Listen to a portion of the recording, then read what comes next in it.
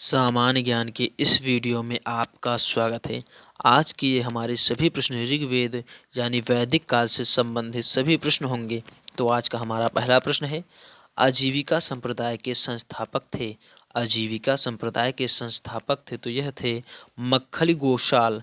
मक्खली गोशाल जो है यह आजीविका संप्रदाय के संस्थापक थे। यह प्रश्न सभी कॉम्पिटिटिव परीक्षाओं के लिए बेहद ही महत्वपूर्ण है। अगला प्रश्न है हमारा, ऋग्वेद संहिता का 9वां मंडल पूर्णतः समर्पित है। ऋग्वेद संहिता का 9वां मंडल पूर्णतः समर्पित है तो यह जो है सोम देवता को पूर्णतः समर्पित है। ऋग्वेद संहिता का 9वां मंडल पूर्णतः सोम देवता को समर्पित है। अगला प्रश्न है, प्रसिद्ध 10 राजाओं का युद्ध किस नदी के तट पर लड़ा गया था। प्रसिद्ध 10 राजाओं का युद्ध किस नदी के तट पर लड़ा गया था तो यह जो है परुष्णी रावी नदी पर जो नदी के तट पर जो है प्रसिद्ध 10 राजाओं का जो युद्ध है यह परुष्णी नदी है, जो कि रावी नदी की जो है शाखा है, यहाँ पर लड़ा गया था। रावी नदी के तट पर जो है लड़ा गया था प्रसिद्ध 10 राजाओं का युद्ध। अगला प्रश्न है, वैदिक युगीन सभा थी।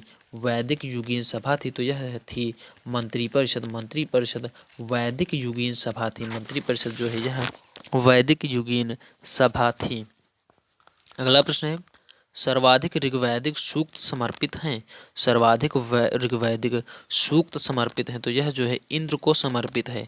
सर्वाधिक ऋग्वैदिक सूक्त जो है यह इंद्र को समर्पित है। सर्वाधिक ऋग्वैदिक सूक्त। अगला प्रश्न है, प्राचीन काल के महान विधि निर्माता थे। प्राचीन काल के महान विधि निर्माता थे तो यह थे मनु। मनु जो है प्राचीन काल के महान विधि निर्माता थे मनु। अगला प्रश्न है हमारा, प्राचीन नगर तक्षशिला किन नदियों के बीच स्थित है।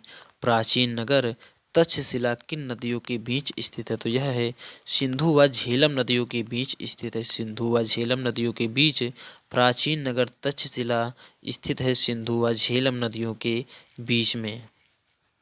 अगला प्रश्न है, आर्य शब्द इंगित करता है। आर्य शब्द इंगित करता है तो यह श्रेष्ठ वंश को इंगित करता है। आर्य शब्द जो है यह श्रेष्ठ वंश को इंगित करता है आर्य शब्द। अगला प्रश्न है, सबसे पुराना वेद कौन सा है। सबसे पुराना वेद कौन सा है तो यह है ऋग्वेद। ऋग्वेद सबसे पुराना वेद है। सबसे पुराना वेद जो है यह ऋग्वेद है, सबसे पुराना वेद। अगला प्रश्न है, वेदों में से किस एक में जादुई माया और वशीकरण का वर्णन है। वेदों में से किस एक में जादुई माया और वशीकरण का वर्णन है तो यह है अथर्ववेद में। अथर्ववेद में जो है जादुई माया और वशीकरण का वर्णन है अथर्ववेद में। अगला प्रश्न है, किस वेद में प्राचीन वैदिक युग की सभ्यता के बारे में सूचना दी गई है। किस वेद में प्राचीन वैदिक युग की सभ्यता के बारे में सूचना दी गई है तो यह है ऋग्वेद में दी गई। ऋग्वेद में प्राचीन वैदिक युग की सभ्यता के बारे में सूचना दी गई है ऋग्वेद में, जो कि ऋग्वेद बहुत ही महत्वपूर्ण वेद है। अगला प्रश्न है, गायत्री मंत्र किस पुस्तक में उल्लिखित है। गायत्री मंत्र किस पुस्तक में उल्लिखित है तो यह ऋग्वेद में उल्लिखित है। गायत्री मंत्र जो है यह ऋग्वेद पुस्तक में उल्लिखित है। अगला प्रश्न है, धर्मशास्त्रों में भू राजस्व की दर बताई गई है। धर्मशास्त्रों में भू राजस्व की दर बताई गई है तो यह उपज का 1/6 भाग जो है, उपज का 1/6 भाग यह धर्मशास्त्रों में भू राजस्व की दर बताई गई है। अगला प्रश्न है, आरंभिक वैदिक साहित्य में सर्वाधिक वर्णित नदी है। आरंभिक वैदिक साहित्य में सर्वाधिक वर्णित नदी है तो यह सिंधु नदी है। आरंभिक वैदिक साहित्य में सर्वाधिक वर्णित नदी है तो यह सिंधु नदी है। आरंभिक वैदिक साहित्य में सर्वाधिक वर्णित नदी। अगला प्रश्न है, किस वैदिक साहित्य में मोक्ष की चर्चा मिलती है। किस वैदिक साहित्य में मोक्ष की चर्चा मिलती है तो उपनिषद में जो है मोक्ष की चर्चा मिलती है। उपनिषद वैदिक साहित्य है जो जिसमें मोक्ष की चर्चा मिलती है। अगला प्रश्न है हमारा, मनु स्मृति संबंधित है। मनु स्मृति संबंधित है तो यह समाज व्यवस्था से संबंधित है। मनु स्मृति जो है यह समाज व्यवस्था से संबंधित है मनु स्मृति। अगला प्रश्न है, योग दर्शन के प्रतिपादक हैं। योग दर्शन के प्रतिपादक हैं तो यह हैं महर्षि पतंजलि। महर्षि पतंजलि जो है यह योग दर्शन के प्रतिपादक हैं महर्षि पतंजलि। अगला प्रश्न है, शुद्ध अद्वैतवाद का प्रतिपादन किया था। शुद्ध अद्वैतवाद का प्रतिपादन किया था? तो यह वल्लभाचार्य ने प्रतिपादन किया था। शुद्ध अद्वैतवाद का जो प्रतिपादन है यह वल्लभाचार्य जी ने किया था। अगला प्रश्न है, गायत्री मंत्र की रचना की थी? गायत्री मंत्र की रचना की थी तो यह विश्वामित्र ने की थी, जो कि ऋग्वेद में की है। गायत्री मंत्र की रचना विश्वामित्र ने की है, जो कि ऋग्वेद में लिखा गया है।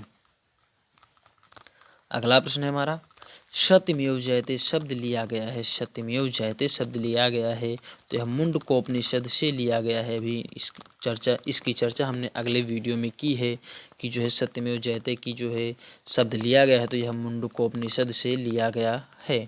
अगला प्रश्न है, सांख्य दर्शन के प्रतिपादक माने जाते हैं? सांख्य दर्शन के प्रतिपादक माने जाते हैं तो यह कपिल मुनि माने जाते हैं। कपिल मुनि सांख्य दर्शन के प्रतिपादक माने जाते हैं, कपिल मुनि। अगला प्रश्न है, विश्व का पहला गणतंत्र स्थापित किया गया? विश्व का पहला गणतंत्र स्थापित किया गया है तो यह लिच्छवी द्वारा यानी वैशाली में स्थापित किया गया है। लिच्छवी द्वारा विश्व का पहला गणतंत्र स्थापित किया गया है।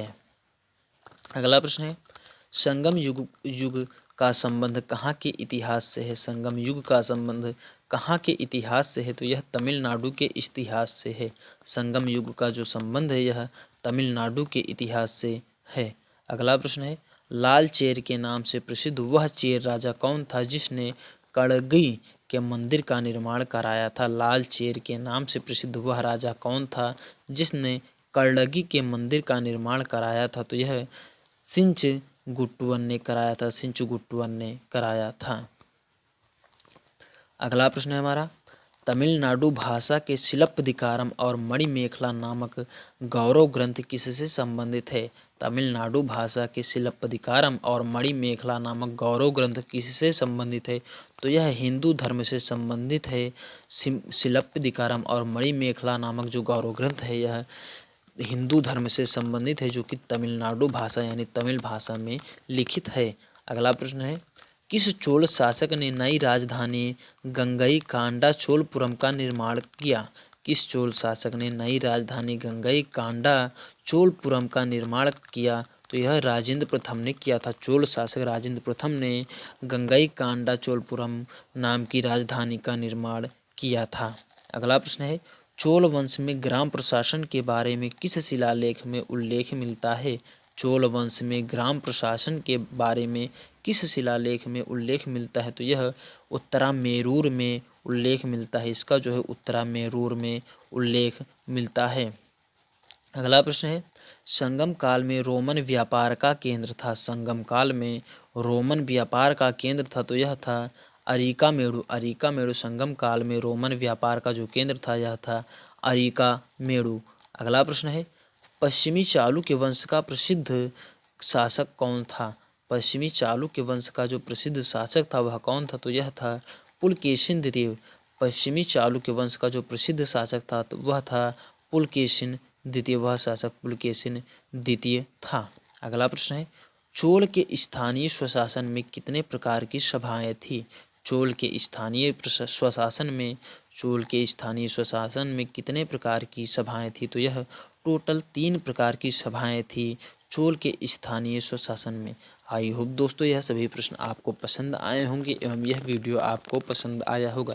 अगर यह वीडियो आपको पसंद आया है तो लाइक कीजिए। अगर आपने अभी तक हमारे channel GK with Prince YouTube channel को सब्सक्राइब नहीं किया है तो सब्सक्राइब कर लीजिए और बेल आइकन को प्रेस कीजिए, जिससे हमारी वीडियो की सभी नोटिफिकेशंस आपको सबसे पहले मिलते हैं। धन्यवाद दोस्तों।